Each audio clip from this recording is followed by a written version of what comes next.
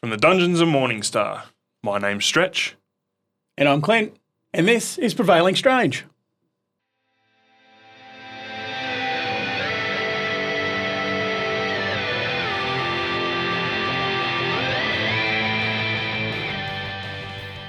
So I think we're going to run this a little bit different. Maybe not that different, but we'll introduce maybe something more segmented. Yes, well, evolution usually takes different paths. I think we'll begin this week with our weekly reviews, which will be us sharing our thoughts on the content we've consumed this week. Sounds good. Having a bit of structure could be a little bit better because I think we started with something last week and then we ended with the same topic, but there was like 75 different things in between. I think that was lanterns we came back to at least twice. At least. Yeah. We'll try and rein it in. We get excited. We do. This week you caught up on episode 3 of Daredevil. Oh, I sure did.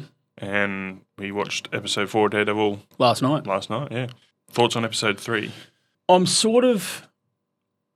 didn't think I would miss the suit or Daredevil as much as I am. Yep. And I know we're only 4 episodes in, but only seeing Daredevil once, there was a moment in the episode 4 last night where I was like, and then I was like, yeah, it was a bit of a tease right at the end. It was like, tickle the tip. And then it's like, nah, not going to do anything about it. No. So I'm still enjoying it though. I'm loving the little stabs he's giving the cops every time he sees them. Yeah, I think it's definitely getting better with each episode. Yeah. Was it 18 episodes, wasn't it? No, it is 9 episodes per season. But they've done the arc is over 18, 2 seasons. Right. Yeah. Okay. There you go. Yeah. That's still a long season of TV, like 9 one-hour episodes. Considering that it's one overall arc that they're going to be doing. Whether I kind of hope that we get to see him in the suit before the end of the first season. Bro.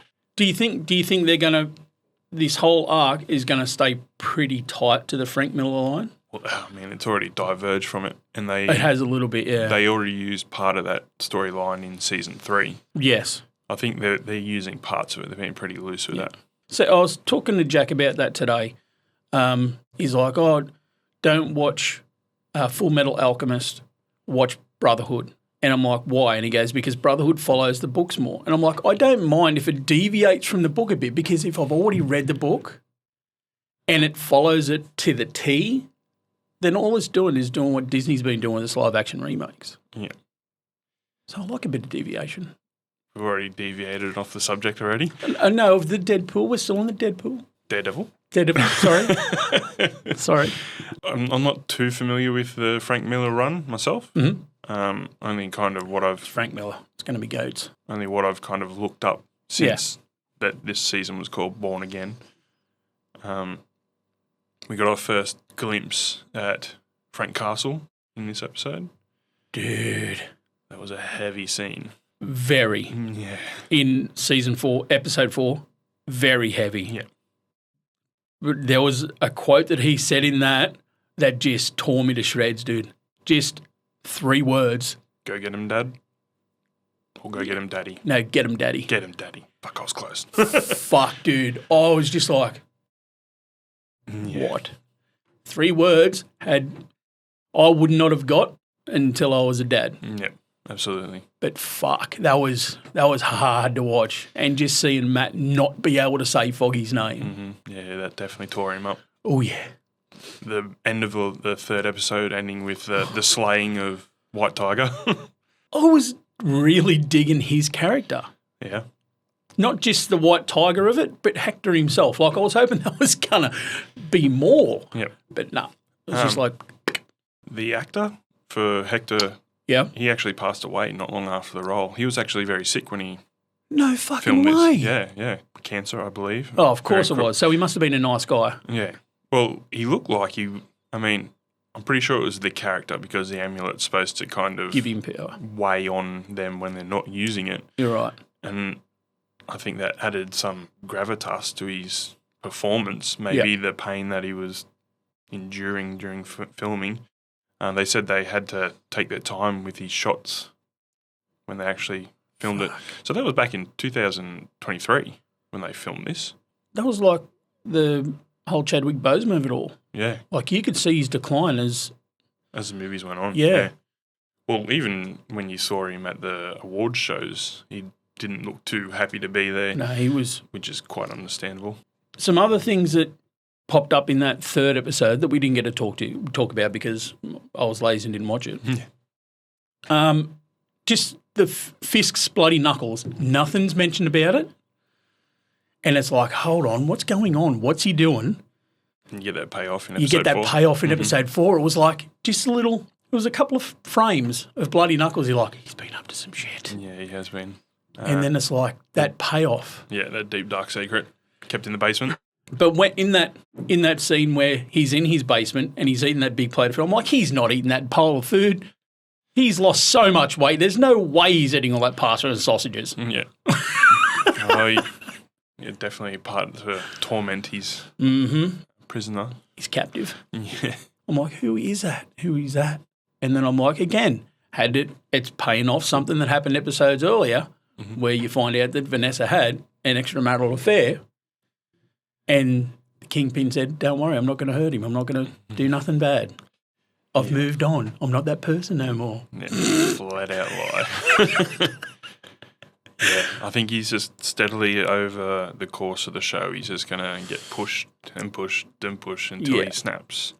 Well, you can sort of see that with when he's talking to Vanessa about stuff and he's like, I don't want that old life for us. And she's still going out and doing the shit. She's, she's the man.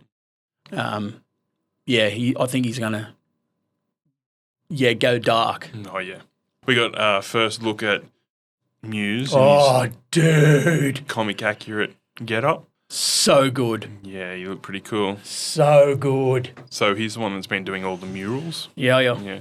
Like in his comic book story, there's issues where he literally just cuts bodies up and places them like an art installation all around the city. And it's like he's a serial killer. Yeah, he's pretty dark. He's dark, dude. Like people's entrails and shit. And the fact that they keep that scene where he's just like siphoning blood out of old mate's leg, I'm like, oh my God, here we go. We're going to see some shit. Yeah, I think that's going to be the medium for his next big artwork. Well, in Fisk's dungeon, when he's torturing Adam, you see that piece of artwork on his wall. Yep, and it's just first show. From the first show. Yeah. It's like, has Muse been around since the first episode, or is that a piece of Muse's original artwork? No. That's from the first show. That's when he first met Vanessa. They were looking at that picture. And then I think it's in the last season, there's the fight in his penthouse, is it? And the blood spray. That's right. So it's a bit of a callback to his white suit with the blood on it. Yeah. I like that. Cool. Yeah. That was a good touch. Yeah. That was like in the first episode where he's going through his clothes and he stops on the white suit and then... Iconic. Yeah. Who's the actor that's playing Muse? So we've already seen him without the mask on. He was in the line for the book signing for Daredevil's girlfriend. The psychologist. The psychologist, yes. So his name was Bastion. Right. All right. Young fella. He's been in a couple of shows in the past. I believe he was in Wednesday and he was also in Your Honour opposite Bryan Cranston. Oh, that's another show I want to watch. Ooh, partway through season 2 and it's been pretty good. Yeah? Yeah. Holds up? It does. I love Bryan Cranston. I think he's sensational. Yeah, fantastic. But yeah, seeing that comic accurate, like when the camera just pans up from the leg and it's just straight on his face, I'm like, oh, that's dark. Yeah. That's going to be sick. Like there's just blood all down his face. I'm like, I am interested to see what his power set is in this because he's an Inhuman in comics. Exactly right. And he's able to evade Matt Murdock's kind of super senses. Yeah. Whether he's going to be an Inhuman or a mutant, which we've gotten a few of them so far in the Marvel Universe, or whether it's just going to be a natural talent of his. Yeah. It's going to be interesting to see how that unfolds. See, this is the thing too. We all, like, Agents of S.H.I.E.L.D. introduced Inhumans. That's canon. I wasn't sure if that was retconned or not. Did they retcon that? Because I stopped watching it just before Ghost Rider came into it. Yeah, so I don't know whether they retconned it and sort of pushed it to the side because that was garbage. I never watched it. Trash. Yeah. I think I watched the first episode. I was like, oh, I think they should have left Coulson dead. Should have, most definitely. Like, he was a favourite character of mine, but they definitely should have left him dead. The gravitas of him dying. Yeah. And, Fury going, lost my one good eye. Yeah. And he's only got one eye left. And he said, my one good eye. Yeah. And it's like, that was the catalyst for them all joining together and fucking shit up. Yeah. Leave him dead. Give him that respect and leave him dead. Yeah. It was perfect the way it was. Yeah. They didn't have to go dredging him up again. But, I mean, it is a comic book movie kind of universe. No one ever usually stays dead. No, never really. It'd be interesting to see, nobody stays dead, whether they cheapen Foggy's death by the end of this run or not. Like, as much as I hate to see Foggy gone, I don't think they could do that. Well, there is storylines in it where he actually goes into Witsec and all that sort of shit, but the weight of that first scene where Matt can hear his heartbeat slowing, if you cheapen that, you're going to ruin the whole series. The whole thing is meant to be grounded and meant to be this, that.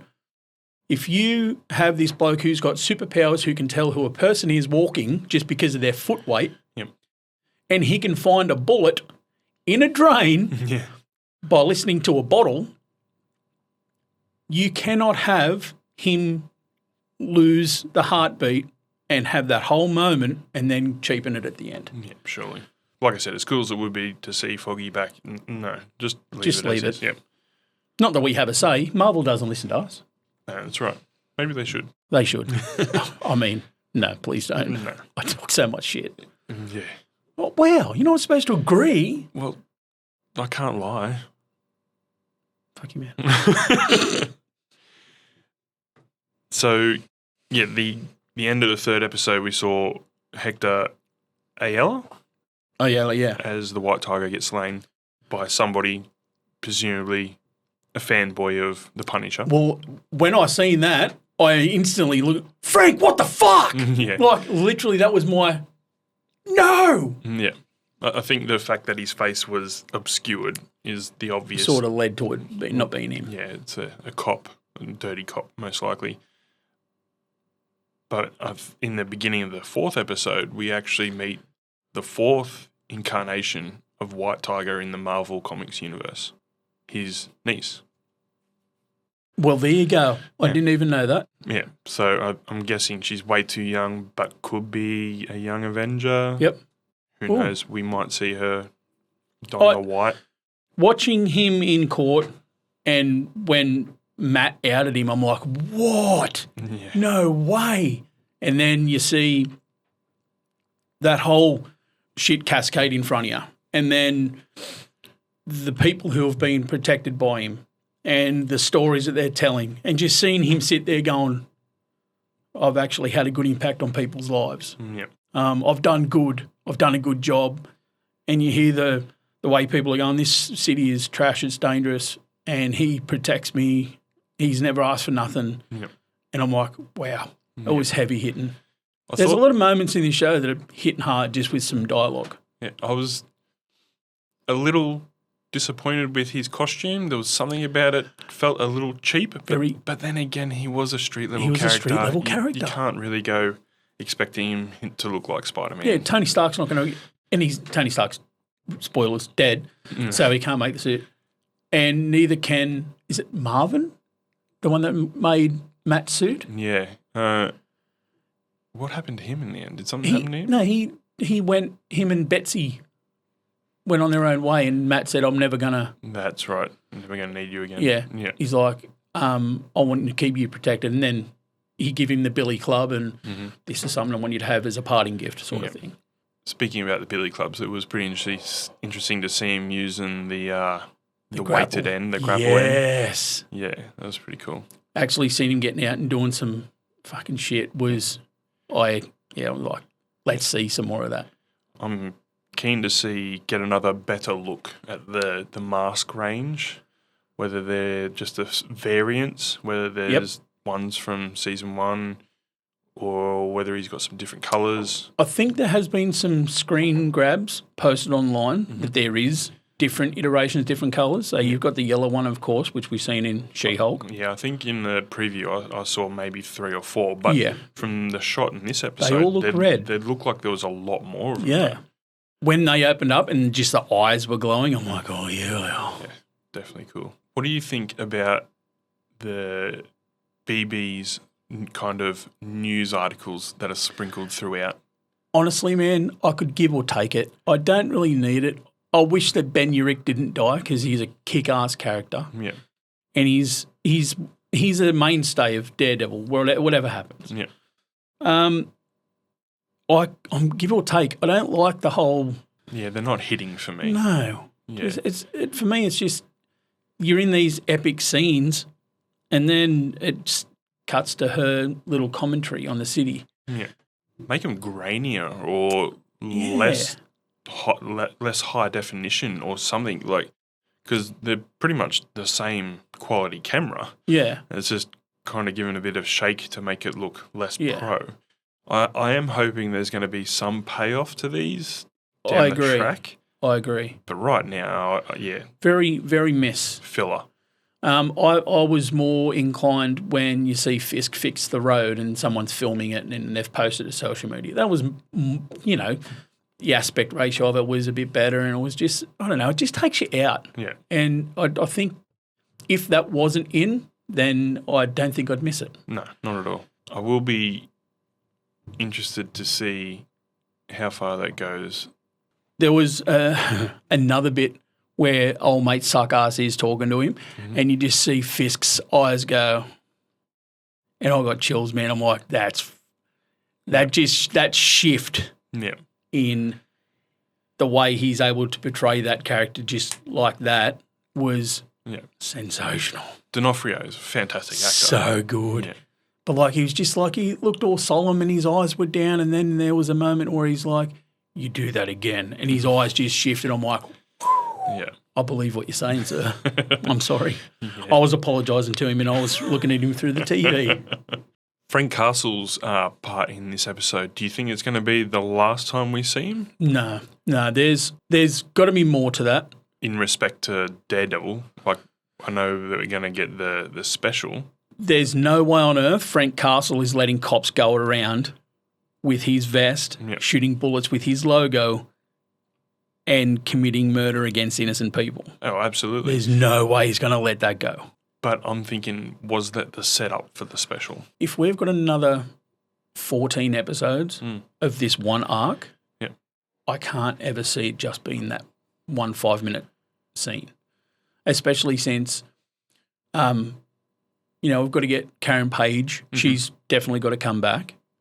And you can't have Karen Page come back without her interacting with Frank. That's like his conduit to Matt. Yeah. So I just think there's a lot of heat between them two. There's a lot of yeah. So I don't know whether they want to portray too much of that and deviate from the story, because they're always going to bang heads. You know what I mean? Yeah. I kind of feel like that's the first and last time we're going to see him. You reckon? Yeah, I'm going to put money on it. Yeah. You talked to Kevin Feige? No. No? No. Got an inside? I do not know. Just the way they kind of ended it.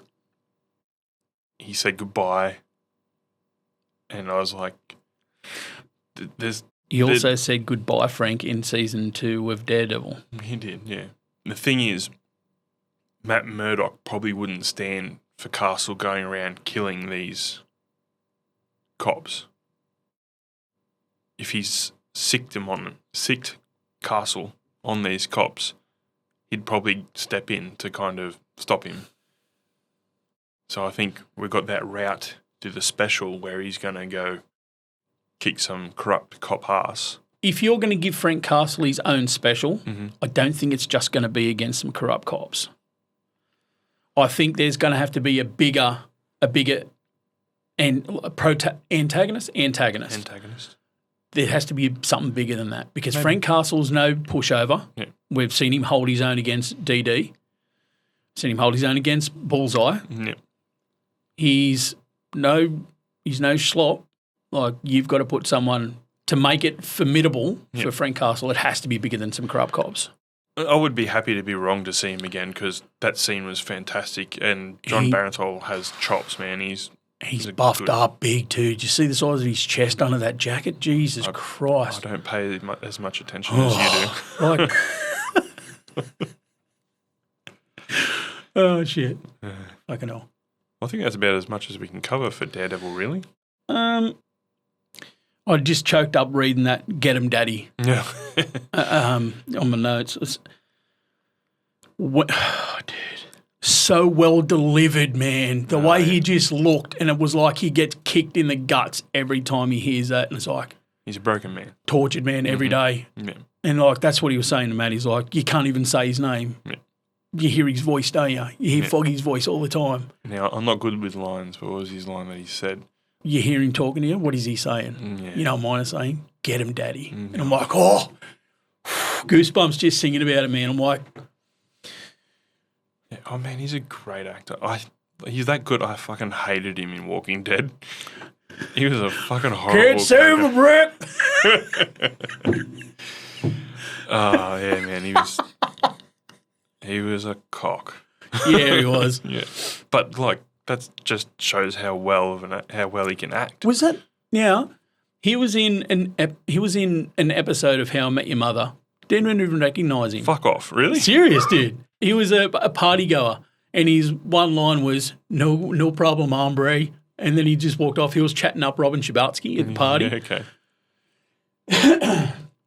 And it was just, but yeah, charming as shit. He looked pretty. He was like an Abercrombie model. Yeah. And then the first time I seen him act big was The Walking Dead. I think that was his first major role. That was his breakout role, yeah. And you're right, you hated him, he was that good. What was the follow-up thing that I saw him in that I thought, okay, yeah, no, he's good? He was in Fury. Fury? Yeah. Nailed it. He just pops up in everything now. Yeah. But honestly, I sit there and I scratch my brain. I'm thinking, who could have been the Punisher as well? And every time I get blocked. I'm cock-blocked by John Barenthal. And just even Grizzly with that beard, man, it's like, oh, he's going to rip some cunt's throat out. He's definitely a very typecast actor. But in those roles... range, man. He's got some range. Yeah. Yeah. He able to do that in pain and able to do that given pain really well. And you can just the emotion he gets in his face is just bullshit good. Yeah. I never got that with Thomas Jane. Not Thomas Jane, the one after. He passed away of cancer again, yeah. Ray Stevenson. Yeah, Ray Stevenson. So they try to be more comic accurate. He looked great as the Punisher. Yep. Jigsaw was, he was a psychopath. But you never got emotion out of Ray Stevenson's Punisher. Yeah, okay. There was no, you couldn't believe that he was doing this because his family was slain in front of him. Yeah. You didn't get that. Right. The same with Thomas Jane. He's like, I made you kill your wife. I made you kill your best friend. I made you kill your kid. And then he just walks off in fire. And it's like, okay, you had your whole family slaughtered at a family event and you're the only one that survives. And then when you go and you approach all your friends that are cops and you're like, I'm disappointed when when the Red Sox lose the World Series. I'm disappointed when the Lakers lose the basketball. If that's disappointed, what do I feel now? Yeah. I don't know. I can't tell. Yeah. John Barenthal looks at the camera and goes, "Get him, Daddy," and you're fucking sold. Yeah. You're like, that's someone that Captain America would shoot in the face. Absolutely. Like in Civil War. Yeah. Like he's like, I'm not going to deal with any criminals, any Captain America's henchmen that he's brought in to help him against Tony Stark. He just goes, bang, bang, shoots them both in the head. He goes, we're not working with criminals. It's like, I'd believe John Barenthal would do that. Yep. But the other and don't even get me started on Dolph Lundgren, but Ray Stevenson's looked great. Mm-hmm. The action was great. The gore was up there. Like there was blood packs going off everywhere. Thomas Jane's movie was great. It was very two-dimensional though. Yeah. Do you know what I want to see in the upcoming Secret Wars? Secret Wars? Oh, we're jumping that far. Okay. Yeah, we're jumping away a little bit. So no. I'm talking about timeline-wise. You're not going to go Doom first, because Doomsday is the next one. Doomsday is the one that's going to set it up. Yeah. Secret Wars. Secret Wars is going to be the one where we're going to see a fuckload of cast. Dude. It's going to be ridiculous. It's going to be the biggest cast ever assembled. Yep. The thing about the comics is that the Punisher idolizes Captain America. Mm-hmm. I want to see him come up against Chris Evans, Steve Rogers as the Hydra Captain America. Ooh. And see them go toe to toe. Hail Hydra, indeed. Yeah, dreaming big. That probably will never happen, but that would be cool to see that. We've seen a little bit of that in Endgame, where he goes, he's in the elevator and he goes, Hail Hydra. Yeah. It's like, ooh, a little nod Hydra. to that, yeah. Yeah. But yeah, seeing him, if you see him in that, that black suit and he's got the squid in the middle of his head and it's like, oh yeah, come on. Yeah.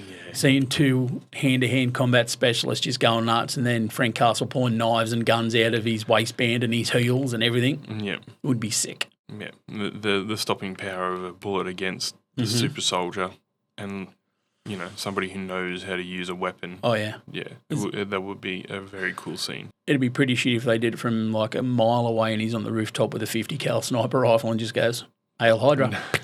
Just and caps just him. Caps him square in the head. Caps cap. Yeah, caps cap right in the squid. What? But yeah, no, I think that scene would play off better if he was still dressed as Captain America before the reveal of Captain Hydra. Yeah. And then Frank Castle realising it and then pulling a gun on Captain America when everyone's like, what the fuck are you doing, Frank? Yeah. Well, yeah, because he knows something that nobody else knows sort of thing. And then he's like, I don't give a shit, he's Hydra. Yeah. But did you read the Captain Hydra storyline? No. He came out that he was a double triple agent. Yeah, that was a bit of a fucking... Give me some payoff. Don't just because all the fanboys and the readers and that, because they were up in arms and they're like, didn't they just belted it? It's like, no, give us something different. Yeah. He's been around since, the 40s? Give us something different. Speaking about pop culture news. Yes, sir. Transition. Segueing, even. Yeah, look at that, the wavy lines. Yeah. I saw on my feed about the Russo brothers talking about how they have to go bigger and better than Endgame. How? If anyone can, it's them guys. But how, dude? Coming off the back of Electric State, I kind of hope... I haven't seen it. I haven't seen it either, but it is fucking bombed on Rotten Tomatoes, man. Really? I think it's like 14%. It's their lowest so far. Shit. I can't stand Millie Bobby Brown. Yeah, she's... It's like just seeing her interviews with like her cast members and shit after the success of Stranger Things. Yeah. I find it very detestable. Like she's too big for her own boots. She forgets where she comes from and she's like, because I'm the main character of Stranger Things, everyone else just serves me. It's like, no. Absolutely. She's just a young girl who's had all this attention, I think, and it's just gone to her head, unfortunately. Dude, massive ego inflation. She's a great actor. At least as a child actor. I haven't seen her in any movies. I know that's she's been in Enola Holmes. Didn't mind it. I haven't watched it. The first one. I love Henry Cavill, but I'm not going to watch it because she pisses me off. I haven't watched Electric State. I probably won't. I'll dive on your grenade, mate. I'll watch it for you. Okay, thank you. Okay, and I'll report. Range from 10, Aquaman, to 0, Lord of the Rings. Speaking of... I know, I've copped hate. The votes... in my favour, thank you very much, with 68% agreeing that it is now I'm not saying it is the greatest movie or series of all time, but one of the greatest. The How do you like them apples? The first comment. What was this on? Because I don't have Facebook or Instagram. That was Instagram. Oh God, people on Instagram. Just got no idea. That's where the poll was, man. Oh, was it? You voted on it. No, I didn't. Morningstar Tattoo voted. Yeah. on it. What? So Against. I thought it was you. no. God no. Yeah, okay. I voted on YouTube, and I was one of the only voters on there, except for me and Tarn. And what can I say? I was right. I commented on YouTube. Yeah, even with your 2 votes, it still doesn't push it. I think there was 28 votes in total on Instagram. Fucking Peter Jackson fangirls and boys. I'll tell you. I didn't like The Hobbit. It was just Lord of the Rings. Right. Yeah. What other shit has Peter Jackson done besides that? King Kong and So The Hobbit. his first movie called Bad Taste. I don't know if you've ever seen it. It was made in New Zealand back when he was young Right. about these aliens coming to Earth. And it is fucking weird. And it's a cult thing. I'm not a big fan of it, but I watched it because, Peter Jackson. He also did that Mortal Engines. Did he direct that or did he produce haven't seen it. I didn't like it. So his track record is not good, and you seem to think that because you like hairy-footed hobbits. Love hairy-footed hobbits. So you And bearded think dwarves. and pretty elves. is Talking there about pretty Legolas. elves though? Talking about Oh Legolas. god, cheese and rice.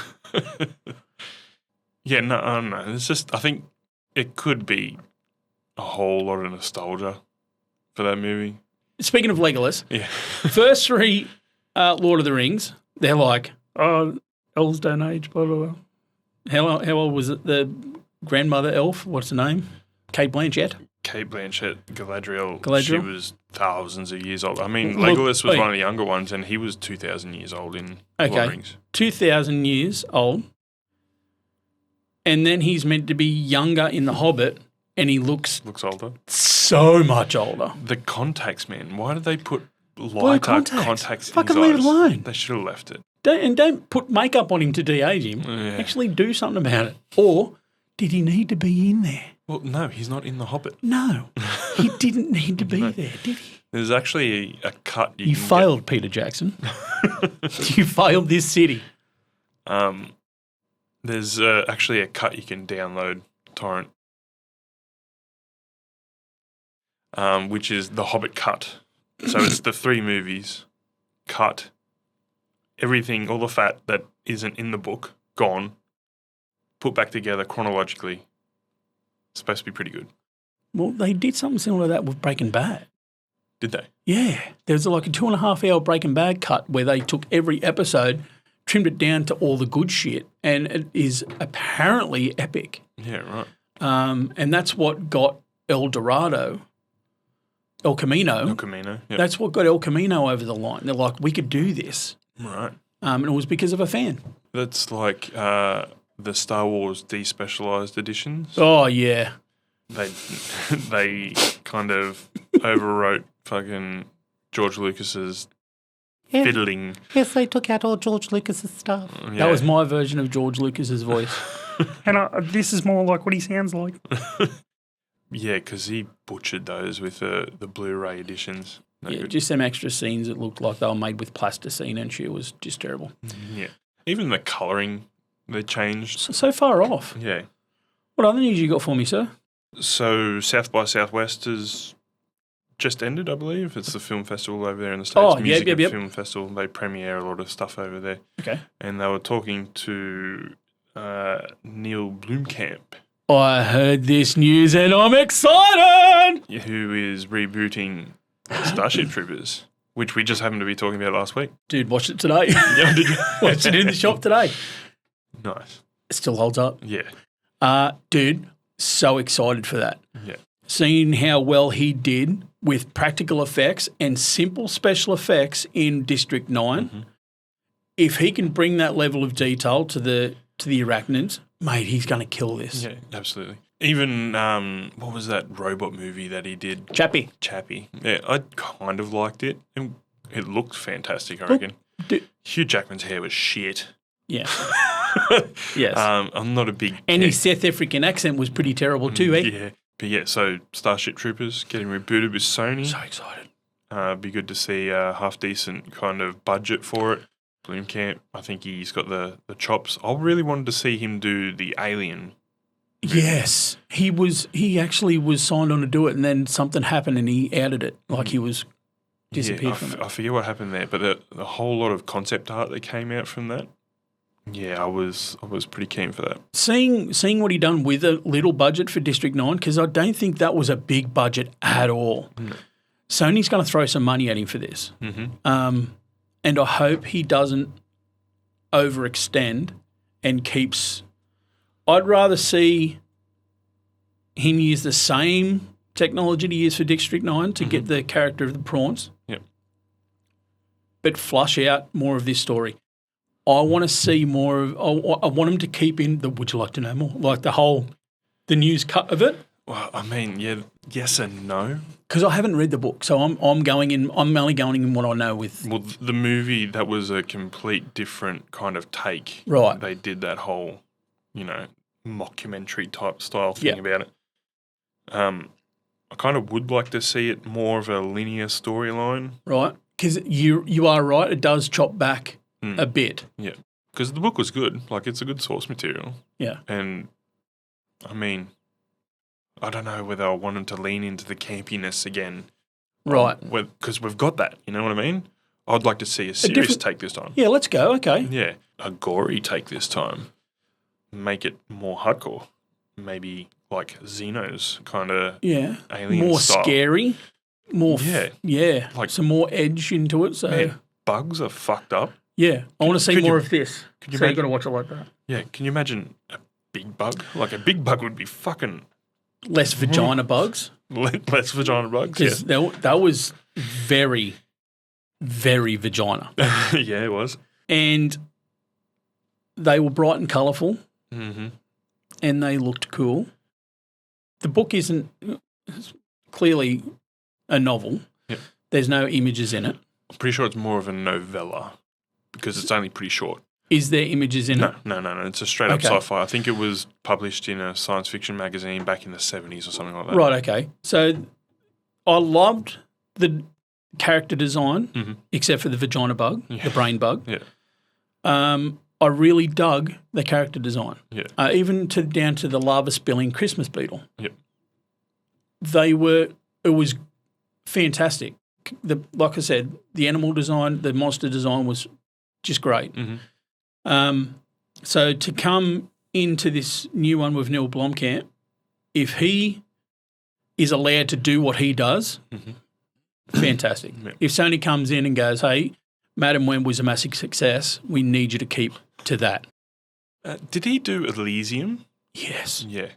That looked visually fantastic. Yeah. Agreed. So and it was a big movie, and it kind of had that action kind of, because I think he really likes mechanoid stuff. Yeah, so robotic, and there's a lot of that. Well, there's the mechs in the Elysium as well. Yeah. With Matt Damon. Yeah. It could be really cool seeing a whole heap of people kind of getting around in like Day After Tomorrow kind of style suits and fighting big bugs and shooting big guns. And in Starship Troopers Marauder, which is the third one, they're actually in like, you ever play that game back in the day, Mech Warrior? Absolutely. Well, that's the Marauder suits were like Mech Warriors. Right, yeah. That were animated in Windows 95. I mean, it's probably got to be better than Robo Jocks. Did you ever watch that back in the day? No. Ooh, 80s. Yeah. Nostalgia right there. Really? Robo Jocks, yeah. But going back to Alien, the mechanized loader. The loader, yeah. I know that was a bodybuilder in the suit, but that was cool. Yeah, it was cool. I dug that. Yeah. Did you ever see like the Halloween costume of that? Yeah, with the baby in that. Good. So good. Basic as shit, but it looks so good. Yeah. But yeah, very excited for it. Yeah, I think he can pull off something good. Absolutely. Yeah, and I do love a good sci-fi movie. Mm-hmm. The other thing I saw, Mortal Kombat 2 is coming out soon. Yes. You see who they've cast as Johnny Cage? He looks old. The man of many faces, Mr. Carl Urban. I'm happy with that. Dude, he's got to be the king of the nerds right now. You look at you look at Doom. Yep. The Boys. Judge Dredd. Dude, we need more Judge Dredd, man. Give that man the helmet and give me more Judge Dredd. Yeah, it was that movie. Chef's Kiss. Which one? Dredd. The second one. No, with him in it. Yeah, obviously. No, there's only one, mate. Don't go bring in Sly Stallone's movie into this. I did like Stallone's so version. campy. I know, but I loved it as a kid, man. I thought it was fantastic. The inbred cannibals in the desert. Back on Carl Urban. Yeah. He played one of the Asgardians. I forget what the name of he was a pretty funny character. Skull. It was Skull. Skull, was it? Yeah. He was... Scourge. Scourge. Yeah. Not Skull. He was Bones in Star Trek. I was about to say Star Trek. Yeah, he's been in a lot. He was a Rohirrian, yeah. So you fucking know. Oh, shut up. It's just because I remember stupid shit like that. Yeah, probably. You can ask me stuff I said last week. I've got no idea. Ask me some obscure thing about a movie from the 80s, 90s or noughts, and I don't know. Just in there, bubbling away in the back of the brain. Yeah. But yeah, Johnny Cage, one of my favourite characters, finished number 2 with Johnny Cage the whole way through with the high kick. And that's all I used. Oh, did you use Nut Punch? Yeah. I didn't mind the first one. The newest. The obvious. This Kano? is the sequel to... Kano, the Australian swearer? Sensational. Yeah. Loved it. And Scorpion was sick. So good. Yeah. So good, man. Yeah. I want to see more. Yeah. I do. And I think it's really good that we're getting rated R. Yeah. More rated R content, you know, because you think about the people who were around when these games, movies and properties were brought around. What we were exposed to at that time. What we were exposed to. ABAC, ABB, give me the blood code on the Sega Mega Drive. Fucking don't know how I remember that. I don't know how you remember that.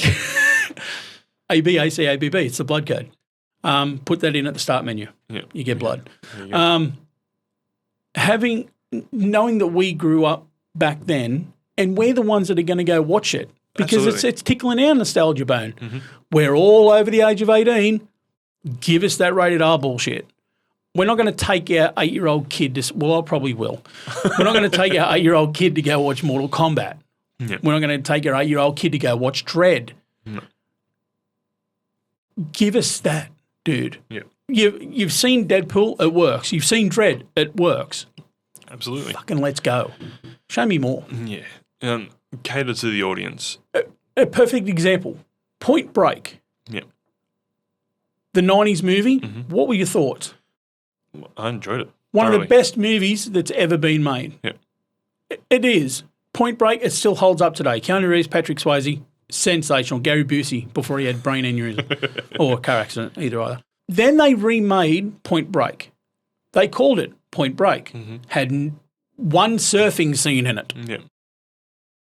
Why did you need to name that Point Break? It could have been a completely different movie. They did it with Fast and the Furious. It's the exact same movie. Fast and the Furious and Point Break. Just with cars instead of surfing. No. It is. No. Yeah, it is. No. 100%, man. I'm not. No. Think about it. Point Break wasn't about family. Score. Well, it kind of was. It was kind of about that found family that they had together and they were robbing the banks with all the president masks on and shit like that. They're all kind of thrill seekers fucking banded together. But I didn't get that. I thought it was just a means to an end for that. I didn't see that as a family dynamic. I just sort of seen it as a bunch of young blokes that had an interest in surfing together. Mm-hmm. They partied together, yeah, but even when his girlfriend, who he was apparently in love with and was a member of his family, he literally hired a crazy person to kidnap her and cut her to pieces. Mm. So I can't see Vin Diesel doing that to Michelle Rodriguez in Fast and Furious. Yeah, you're looking too deep that way. That's more family. But the undercover agent that goes too deep into that and goes into that lifestyle and then lets Patrick Swayze go at the end, lets Vin Diesel go at the end. It's basically the same movie. But Keanu Reeves knew that he wasn't coming back off that wave. Keanu Reeves knew he was going to die on that wave. That's why he let him go. Mate, semantics. You change a little bit. You don't want to get done with copyright. It's basically the same movie. That's the thing. Same formula. Okay, yeah, there we go. Okay, because that Fast and Furious is actually based on a news report about underground street racing in LA. But based on the frame of Point Blank. Point Blank. Fuck! Point Blank, what a great game. Did you ever see they made a movie of that? So bad. Anyway. Point Break. Point Break, yeah. Yes. But yeah, they didn't need to make Point Break, the remake. No, that's right. That first one was perfect. Just leave it. There's so many other movies like that, though, and it just shits me to tears. Yeah, absolutely. Doesn't need to be done. Another thing that came up at South by Southwest was the director from Cloverfield. Ooh, yeah. Has said that he's was that not J.J. Abrams? J.J. Abrams, I think, had something to do with it. Maybe produced it. It was Bad Robot. That's right. It was bad. It was his production company. Yeah. That's right. But he's working on a sequel. So now that's a trilogy. So you got Cloverfield, Cloverfield Paradox, and then Cloverfield Lane. Yeah, but the other two weren't made by him, weren't directed by him. Right. So they're in the same universe. Okay. They kind of explained what was going on with the entire thing. But yeah, he's working on a straight-up sequel. How did you feel about Cloverfield? Knowing that it was like the found footage film, did you leave going, what the fuck happened? Where did it come from? What was it? Yeah. Did you run into that, or were you happy with it? I enjoyed it. Yeah. It definitely missed out on that publicity that the pioneering Blair Witch had. Blair Witch, yeah. Dude, everyone was sharing that before. Now, you had to watch the trailer. You had to spend 3.5 hours in front of your PC downloading 56 kilobytes a second. Yeah, like they made fake articles for that. Yeah, there was fake websites. There was... People thought that shit was real, man. Legit, yeah. And the first Paranormal Activity was the same. Yeah, the birth of the internet kind of...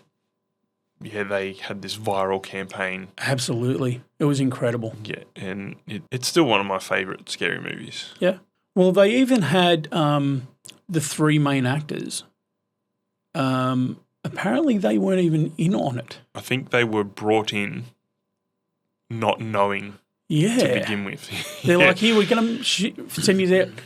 So some genuine reactions, I think, until about halfway through the production. Because they weren't even allowed to. They didn't attend the premiere. No. They didn't do no press. Nope. There was no nothing. It was just like, these fuckers actually died. Yeah. It was meant to be thought of as a legit documentary, and it worked. Oh. It worked so well. Yeah, I don't think we will see the like of that kind of.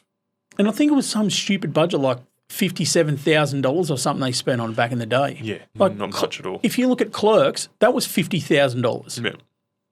And that was in the 90s. Yeah. 92. Yeah. And Kevin Smith even said that he filmed that in his convenience store where he worked after hours. With his friends. Yeah. And it still cost him $50,000. Yeah. To have that film to have the Blair Witch Project as successful as it was on the shoestring budget was just unheard of. Yeah. Whoever came up with that viral campaign idea, it was definitely what sold it. Absolutely. Yep. And I think there's probably a good chance they spent most of their budget on that. Yeah. Building websites and convincing people to run articles. Dude, I remember searching it when I was a teenager, like the website, what is the Blair Witch? Horrific. Yeah. Horrific. Yeah. To something to kind of put on the developing brain of a generation and the way that they think about shit nowadays. It definitely had an influence on a lot of people. Well, you have a look at what it has influenced even in the media. Like, found film footage has become a genre in all of its own. Yeah, absolutely. Whether it be horror, science fiction, comedy, scary movie, haunted house, all these things are found footage films, and it's just from that one film. Yeah. There's not many movies around that have sort of ushered in a whole genre of film on its own. Oh, I want to watch that again, yeah. Like even now, 25 years later, you say found footage, you're like, Blair Witch, straight away. Yeah. That's pretty much all I got for the news. For the news? Part of it. Okay. And now we have our Rant and Sundry segment. Well, this is where we're going to have some fun.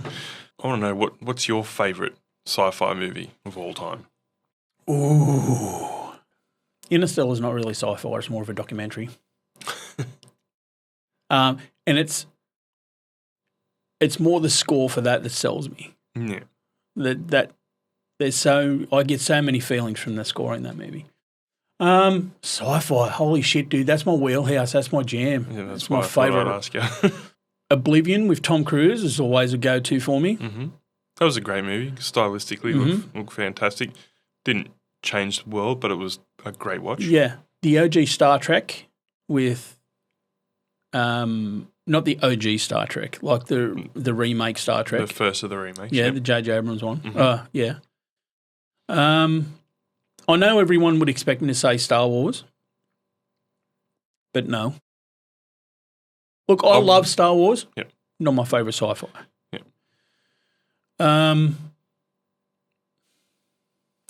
We're not going to class Endgame as sci-fi, are we? No, it's a comic book movie. Yeah, let's give that. Comic book movie. Can I give you a 5? Can I give you top 5? I can meet you halfway. Give me the top 3. Okay.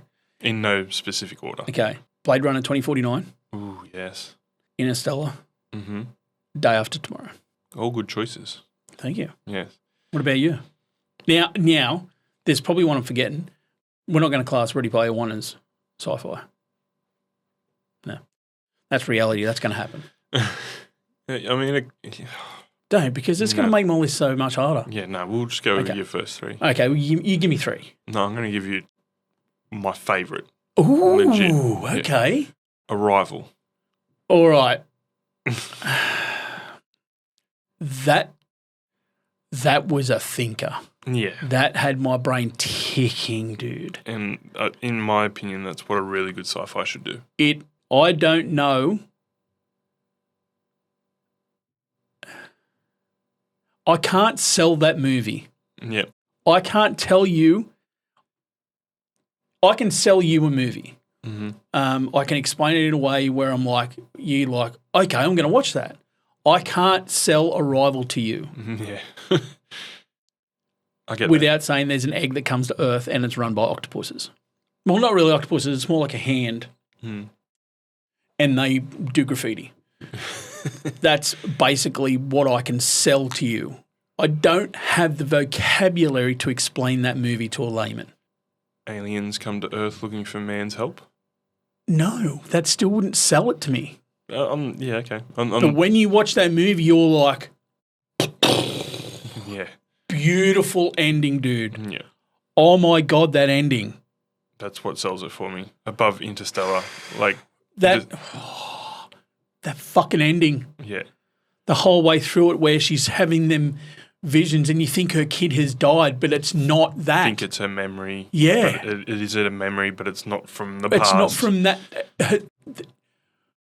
Bro, it's got levels, man. So many levels, and visually gorgeous. Yes, beautiful. Great actors: Amy Adams, Jeremy Renner. Yeah, their tension. The levels of it, like to play them meeting for the first time, but you think they've got like a past. You think they've got a past. You think they've got some chemistry, but they don't. Like that's their first meeting, and you think she's closed off in a way where you think that the child has passed, but it hasn't. Yep, she's yet to open up, but then that was well done, well played, sir. That's probably why it's my favourite sci-fi movie of all time. Love it. He's done some fantastic movies. I'm not aware of the director. Who is the director? Denis Villeneuve. So the god dude, Mr. Dune himself. He did Dune 1 and 2, and he also did Blade Runner 2049. Mate. Yeah.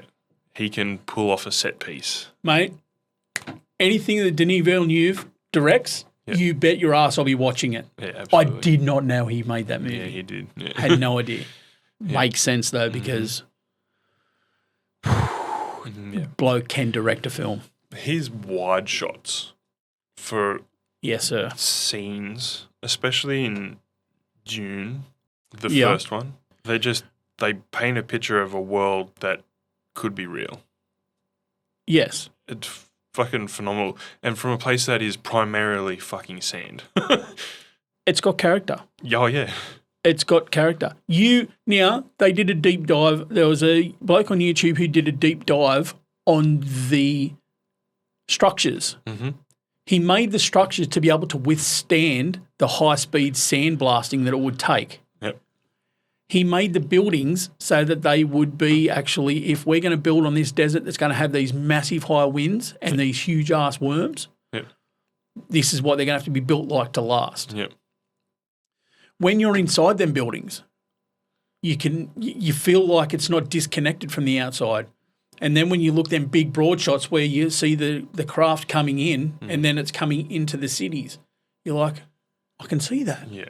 You think practically it's been built and they're going to a set location. It's not even there. No. And the scale of the ships in Dune, mind-boggling. And not even just to kind of just talk about Dune, but like even Blade Runner 2049, 49, yes, thank you. Some of the set pieces in it, the way he uses light in the desert and then in the city, on the beach, just the tones are gorgeous and the way it just kind of almost looks like a matte painting in the background, but it's not. You can feel the depth in it. Yeah, it's sensational to watch. Hans Zimmer, the composer, elevates anything, right? Yeah. He done the score for Dune, 2049, Interstellar, basically anything that's awesome in the last 20 years he's done the score for, right? Yeah. You put his talent beside anything. 2049, if you mute that without any score, just doesn't change at all. No. You put his music over anything and it just elevates it like that. Now, he does stuff we've seen him do it with Christopher Nolan in the Dark Knight series all the way through, Interstellar, Tenet, and then you've seen him do Dune 2, 2049 with Denis. Yep. And I challenge anyone to be able to do and merge with two directors like that and still bring that top tier sound. Yeah. Brings the heat. Yeah. Oh yeah. Dude, when I used to work with everyone would be like, "Oh, Is it the best score you've ever heard?" Because I'd say about everything that Hans Zimmer did. Yeah. There was even days where I'd just play Hans Zimmer scores all the way through the shop. Yeah, why wouldn't you? You've done Inception as well with Christopher Nolan. Mm-hmm. But dude, good pull. Yeah. I like that. I do have an honourable mention for favourite sci-fi. It's while I think there is better sci-fi out there, one of my favourites would probably be Fifth Element. Yes. Hell yeah. Luc Bronson is his name? Yeah. Besson. Besson. Luc Besson. French name, damn. Yeah. Yeah. Just that movie was fantastic. So well, a bit of trivia for you. You know that they were dyeing Mila Jovovich's hair that much that it started to dye and her hair started falling out, so they had to make a wig. Yeah. And I'm like, holy shit. It's pretty wild. But that was her first role too, her first film role. First big role, yeah, I think it was. Or at least first Hollywood role. I think she'd done French stuff beforehand. Yeah, and the was it the opera singer was Luc Besson's wife or something, but then he was sleeping with not Angelina Jolie, Jesus Christ. Mila Jovovich on the side, and I'm like, what the fuck, bro? Yeah. Jesus. The language that she spoke, that was actually created by the director, and they actually ended up speaking it fluently, him and Mila Jovovich. So that's how they got probably the cheats. Yeah, by the end of finishing the movie. But yeah, Chris Tucker in that movie, man. Fucking hell. Ruby Rod. I think he was really keen to do the role, and then he saw some of the costumes and was like, "Oh hell no!" And then he read the script and he's like, Oh, okay. Cunt's got a dick on his head all the way through, bro. I don't get it. No, who the fuck thought of that? Well, I mean, A leopard leotard and a dick on your head, bro. it makes sense for something set in the future for us to find that so strange and jarring. Like, it makes sense. And did you see that opera part of it? Yeah. Where she's singing that crazy song. It was meant to be impossible for the human range.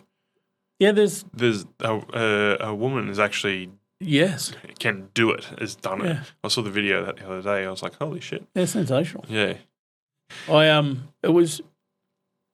love that movie, man. It's funny you say that. Yeah, and such a good movie. It looks so bright and poppy. Mm-hmm. Where, you know, a lot of sci-fis tend to be kind of grimy and muted tones and stuff like that. Yeah. And I like that the main character, Bruce Willis's character, Dallas Corbin. Corbin Dallas Multipass. That's he was a taxi driver because the director's father took a second job as a taxi driver to put him through art school. Fair dinkum. Yeah, so that's why he kind of Did made not the even hero. know that. Yeah, taxi driver, which is pretty cool. That's fucking pretty cool. But then, yeah, the alien practical effects that they used in it, the shape-shifting dudes, yeah, and just the guns are ridiculously large. And there's actually a bloke who's making the ZX-1, the multi-shooter. Yep. There's a bloke who actually makes like transforming models of it. Hell yeah, that's cool as fuck. Like he's on all the I'm not on the Facebook anymore, but he was actually in a lot of the 3D modelling pages. Yep. And he was selling them for like $650 each. But they were all painted up. They had all the servos in it so they transform and stuff. It was good. Hell yeah. Even just the set designs in that movie, especially a lot of the rooms would have that compartments that would fold out to be kitchens, beds, and like in that transport where Chris Tucker's character and that lady have sex and just you can call me Rudy. Yeah. It looks awesome. I dug it. I thought it was a really good movie and it still holds up. Even again, the music of it. Yep. That French Cuban sort of sound. Yeah. They used it in Oceans 11 and 12 as well. Mm-hmm. But I love that. Like when he's cruising through the city in his taxi and there's that real poppy song. I dug it, man. It was a complete movie. I liked it. Yeah. It's definitely rewatchable for sure. So rewatchable. Yeah. As opposed to probably Arrival, I don't think you would rewatch that as much as you would rewatch Fifth Element. Look, as good as it is, you're right. It is. When you watch it that first time, you're like, what the shit? Yeah. You rewatch it again and you sort of pick more up. Yeah. But it's not something like Ready Player One. I could watch. I used to watch it every day in the old shoebox down the road. I fucking hated it. What the bleep? Hell! Listen, okay. I think it had to do with they cut out a lot of the way he went about to collect those keys. I had a similar conversation with Jack up in the shop today because we watched it today. Oh yeah. That could be an Amazon series. You could make 12 episodes of show because each key has 3 challenges. Yep. So you got all that setup and weaving for those 3 challenges. Yep. In the movie, they cut it down to 3 keys. Yeah. So they cut way out of it. And like, while it looked fantastic, I think they had the opportunity to, in the book, it felt like a lot of the scenes took on the feel of the era that it was meant to be idolizing. Like the entire book idolized the 80s. Yeah. It did not feel like that at all. Like it could have had like boppy tunes like out of all the needle drops out of Guardians of the Galaxy. Like it did have some, it opened with Jump by Van Halen. So it had some needle drops through it. But you're right. It was more they were placed there to appease the book instead of actually being part of the film. There was no dusty arcades hidden in the back of a dusty arcade. Like, that could have been cool as fuck. They ruined the H reveal. Yes. They kept like Daito alive. Yeah. You never saw Shaito in person. Yeah, you did. In the movie, yeah. In the book. Yeah, no, you did. Shoto shows up after towards the end. Death, it is his brother in the book. So shows up after Daito was thrown out of the window, and he rocks up and he's like, because no, they weren't brothers. They weren't brothers. They weren't brothers? Oh, brothers in the movie. Yeah, I think in the movie they were brothers. That's right. When Ogden Morrow collects all the kids together and takes them to his compound, that's when he picks up Sho and he's like, they're like, where's Daito? And he's like, they got to him. I was actually in a chat with him. I was in a Discord chat with him while he was thrown out a window. Yeah. And then there's the news footage of Daito's death. I've only watched the movie once. I can't remember. Did they do the whole him in jail? No. In the movie? No, they don't do that either. They do. So Samantha gets put in the. She gets put in the loyalty center. It's not right. It isn't Wade. Yeah. So Samantha's locked in the loyalty center, and they break her out. It's not Wade in there. I agree. The movie's good if you haven't read the book, but when you watch the movie after reading the book, you want so much more. They left so much out, like how he got the extra life. It was a bet with the curator at the library in the movie. Yep. In the book, he actually went to a different planet and he had to beat Pac-Man. To get the extra life. Yeah, and it was in a backwoods arcade. Yeah, dusty old arcade. Yeah, in the back of nowhere. They mentioned Ludist once, and they're like, he spends a quarter of the first book on Ludus. Yep, and so that whole first Dungeons and Dragons campaign, setting. Yeah, with the cave that doesn't happen. Exactly right. Him finding the guitar and the whole rush sequence doesn't happen. Yep. Like, I mean, I can understand they probably weren't able to get a lot of the approvals for some things. See, this is where I run into that licensing issue, right? Does he have to purchase licensing for the book, or can that just be because it's written word? Written word, I believe that I don't think he has to have any. Because there was no actual intellectual property and it was just mentioning those people. Right, okay. Now, Steven Spielberg comes to you and goes, I'm making this film. In the book, you'll mention in it, in the second book, there's a fight with Prince. Prince, back in the day, would not let people use his songs in movies. Yeah. Batman was only done because he said, I'll write original music for it. Yeah. You shouldn't do movies like this that are so heavy in nostalgia, so heavy in needle drops, so heavy in nostalgia, and not bring it in. Yeah. Because that's what it was catering for. Yeah. The whole story was, old mate, love nostalgia, love the 80s. I think the movie, or if they made a show, should feel a lot like Stranger Things. At least in that first season of Stranger Things, kind of had that retro, had all the needle drops, that kind of aesthetic, where I think the movie was just too polished. I think you're right to a certain extent. Like when they're actually in the Oasis, and because they all love the nostalgia, you just stay in areas of the game that was just nostalgia, would you not? Yeah. There was none of that. Like, wasn't his headquarters or his chat room the basement of a house? Yeah.